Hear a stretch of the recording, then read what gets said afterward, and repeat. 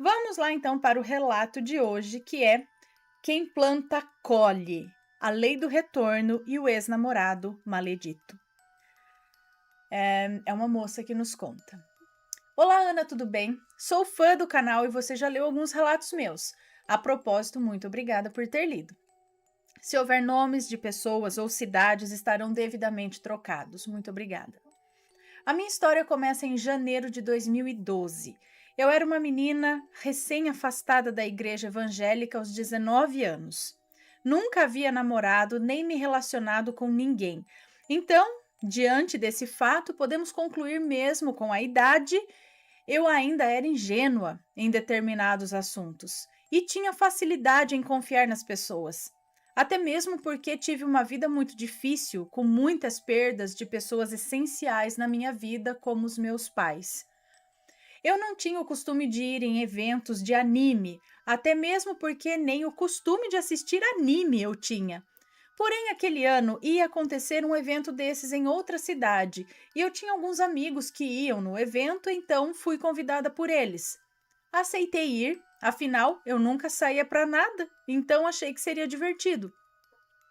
Um pouco antes desse convite para o evento, um amigo meu, que chamarei aqui de Beto, disse que gostaria de me apresentar um amigo que trabalhava com ele.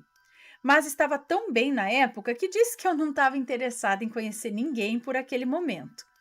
Eu estava pensando em vestibular, em faculdade, etc. Enfim, o que eu não sabia era que esse amigo que o Beto ia me apresentar também ia ao evento e eu não sabia. Fomos ao evento e lá eu o conheci. Sim, o Maledito. Maledito era um rapaz bem alto, 21 anos, morava no litoral norte do estado e tinha vindo para minha cidade para estudar, trabalhar e conseguir oportunidades que não eram tão fáceis na cidade que ele morava. Ele não era nada bonito, mas tinha a voz encantadoramente linda, tanto que trabalhava como locutor em uma rádio local, litorânea, e muitas vezes gravava vinhetas e propagandas. Cadê o papai?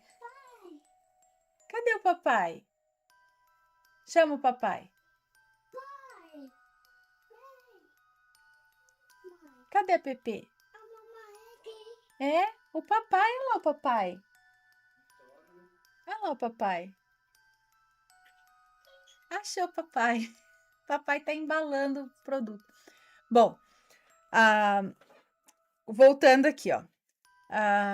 Então, ele tinha voz muito linda, trabalhava como locutor em uma rádio local litorânea e muitas vezes gravava vinhetas e propagandas para carros de som, etc. Permaneci no relacionamento com ele apenas 1 ano e 3 meses, mas então começaram a namorar, é isso? Questionei Beto ao final do evento se o Maledito era o amigo que ele gostaria de me apresentar e ele confirmou. Enfim, ficamos nesse dia do evento, trocamos telefone, nos adicionamos no Orkut e Facebook. Orkut e Facebook conviveram juntos? Não lembro, gente. Enfim, e 5 dias depois de nos conhecermos, aceitei seu pedido de namoro. Maldita hora. Maledito estudava numa faculdade na minha cidade e trabalhava numa cidade próxima. Morava no quarto que estava sobrando na casa da mãe de um amigo dele. Aparentemente muito responsável, educado, falava bem, trabalhava muito bem e tirava boas notas na faculdade. Foi meu primeiro homem, enfim. Maledito parecia ser um bom partido. Doce engano. Com o tempo, as coisas foram mudando. Maledito trancou a faculdade porque dizia que não se identificava com o curso. Até aí tudo bem. Nunca é tarde para você escolher o caminho que quer seguir, né? Mas ele começou a faltar no trabalho por preguiça. E depois comprava atestados ilegais para apresentar no trabalho, mesmo tendo sido promovido há pouco tempo.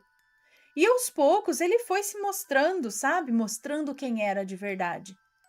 Fazia piadinhas com o meu corpo, pois na época eu estava acima do peso e eu sempre perdoei. Ele começou a ficar seco comigo, mas achei que era paranoia minha. Maledito faltou ao trabalho por uma semana seguida sem dar satisfação e foi demitido por abandono de emprego, pois não conseguiu comprar atestado para apresentar dessa vez. Aí começou o verdadeiro inferno. Ana, ele virou um parasita. Ele não trabalhava, ele não estudava, ele não tinha dinheiro para nada, não se esforçava para nada e não ajudava nem a dona da casa em que ele morava. Por isso acabou sendo expulso de lá também. Eu trabalhava em shopping, ganhava pouco, mas eu era tão cega que eu fazia de tudo por ele. Eu dava roupa, eu dava calçado, eu dava comida, eu pagava um quarto de pensão para ele morar. Eu bancava tudo o que ele precisava. Às vezes eu deixava de ajudar em casa para ajudar ele. Morava apenas com a minha irmã mais velha, somos órfãs. Nossa vida nunca foi fácil, mas eu estava tão cega por ele, por conta da carência, sabe? Que eu não sabia medir o quanto isso era absurdo. Um dia eu fui demitida. Estava prestes a começar a faculdade e as coisas foram piorando. Meu seguro-desemprego foi todo para ele, comprando comida, pagando pensão e me ferrando, enquanto ele se acomodava cada vez mais. Ia procurar emprego, mas tudo era uma objeção. Eu aconselhava ele a trabalhar com qualquer coisa temporariamente, até ele arranjar algo melhor. Mas ele ignorava o fato de que, nas condições em que ele estava e sem ter onde cair morto, ele não podia simplesmente ficar escolhendo emprego. Enfim, chegou um dia em que meu seguro-desemprego tinha acabado. Eu ainda estava desempregada e ele também. Mesmo eu fazendo de tudo por ele, ele estava cada vez mais distante e certa vez sumiu por 2 dias. Não me atendeu, não me respondeu e não estava em casa. Não me dava satisfações, não avisava nada, não me dava atenção.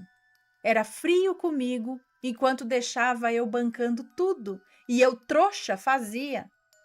Nessa altura, eu estava começando a frequentar o candomblé, e era uma praticante fiel. Já tinha sido alertada de que ele estava me enganando. Era óbvio, né? Só eu que não enxergava, mas sempre achei que era bobagem.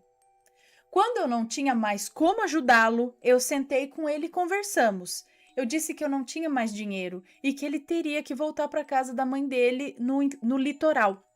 Afinal, ela também era locutora na rádio local em que ele trabalhava, então teria mais garantia de emprego lá. E íamos nos virando para se ver, né? Mesmo morando a 5 horas de distância. Cheguei a ir na cidade do litoral com ele para conhecer a minha sogra na época, que nunca concordou com o comodismo do filho e sempre tentou me avisar que eu estava sendo feita de palhaça, a própria sogra. Nesse caso, ela não foi maledite, não, ela foi boa. Pois bem, ele chorou, disse que não tinha ido embora por minha causa ainda, mas que entendia a minha condição e seria melhor para todo mundo. E assim ele foi embora.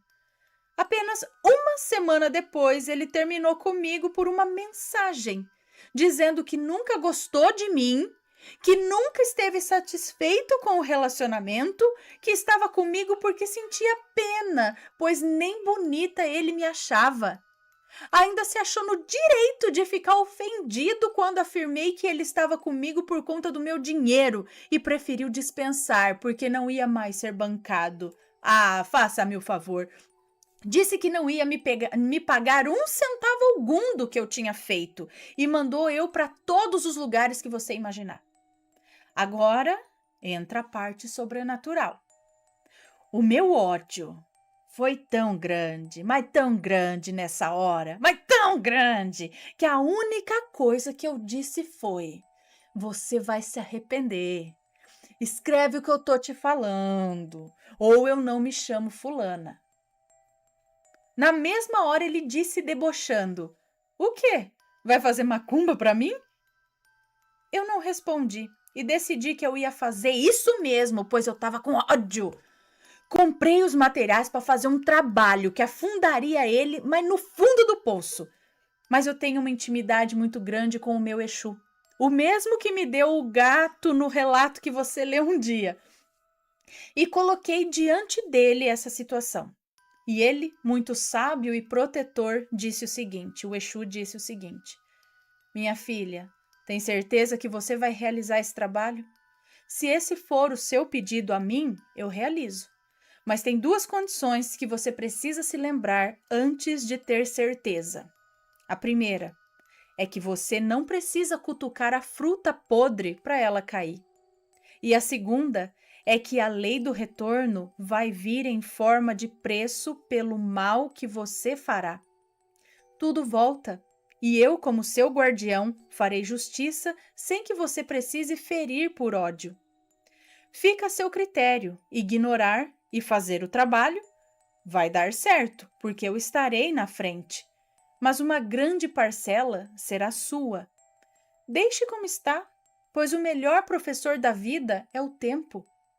Caso insista em fazer o trabalho, atenderei seu pedido, mas não vou interferir na cobrança. Para um bom entendedor, né? Bom, resolvi seguir o conselho do meu amigo e deixei como estava. Nunca mais nos falamos, mas tinha contato com o melhor amigo dele, o qual é meu amigo até hoje, o Davi. Alguns anos depois, conversando com o Davi, começamos a falar sobre o maledito. E ele começou a me falar que depois disso, ele começou a se relacionar com uma moça que fazia ele de gato e sapato. E engravidou a menina apenas com 6 meses de namoro. Nasceu uma menininha. Os dois estavam desempregados e passando várias dificuldades. Eu fiquei muito triste pela criança, que não pediu para nascer nessa situação toda, né? Mas desejei que essa criança tivesse feito ele evoluir de alguma forma. E desejei que ninguém jamais fizesse com a filha dele o que ele fez comigo. E para finalizar, em 2018, o maledito, do nada, mandou um de seus amigos me entregar uma mensagem. E nela tinha... E nela ele dizia que eu tinha sido uma pessoa maravilhosa, que ele perdeu por ter sido imbecil. Me pediu perdão por todas as coisas que ele me causou, pois hoje ele reconhecia que eu fui a melhor pessoa que ele conheceu na vida e ele só me fez mal. Dizia que sabia que tinha uma dívida de alma comigo e que se ele não pagasse nessa vida, saberia que ia pagar na próxima ou até em outras por tudo o que fiz por ele. E ele nunca agradeceu e nem valorizou. Eu preferi não responder, mas desejei boa sorte e que ele tenha evoluído como ser humano. Tudo que vai, realmente volta. E meu Exu, cumprindo sua palavra e me ensinando a evoluir todos os dias, sou e serei eternamente grata. Obrigada por ler meu relato. Eu juro que eu tentei resumir. Beijos de luz a todos. Um beijo para você, muito obrigada. Olha só, gostei muito de uma pedaço aqui, que eu gostei muito do que o Exu falou, mas de um pedaço aqui que a gente pode ficar pensando, que é o seguinte: você não precisa cutucar a fruta podre para ela cair. Ela vai cair sozinha. Entenderam? E ainda bem, tá vendo? Na hora do ódio, na hora do. Se não tem ali um conselho, um negócio, calma, ela ia fazer um trabalho contra ele e tudo mais, mas aí vem a cobrança. E o Exu falou: você vai fazer o trabalho? Vai dar certo, mas vai vir cobrança para você por conta desse trabalho. E aí eu não posso fazer nada. Entendeu? Eu não vou poder te proteger das coisas que virão por consequência do trabalho que você fez para coisa ruim na vida dele. Porque, né, no fundo, filho, quando você depois. Imagina se você não ia também desejar um malzinho ali para a pessoa, né? Nós somos seres humanos, né? Mas estamos tentando evoluir.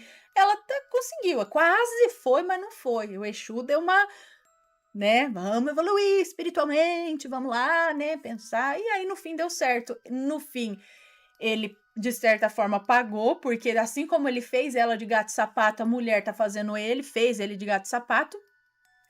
E no fundo ele se tocou de que ele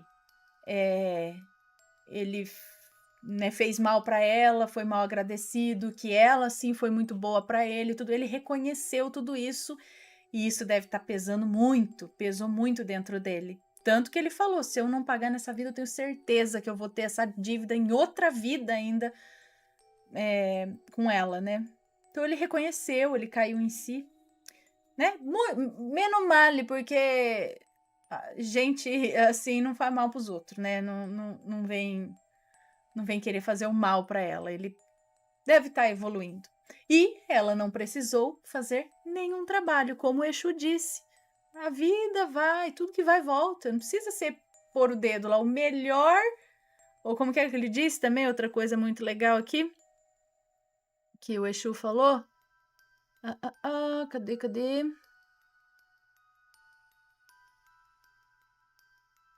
O melhor, não sei o que lá, é o tempo.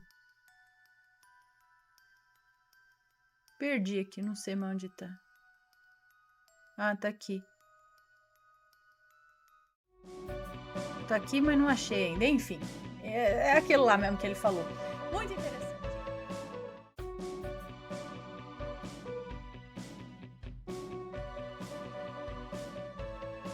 Está gostando dos relatos no Reverso Assombrado? Então não se esqueça de deixar o seu like. E é claro, se ainda não for inscrito, se inscreva.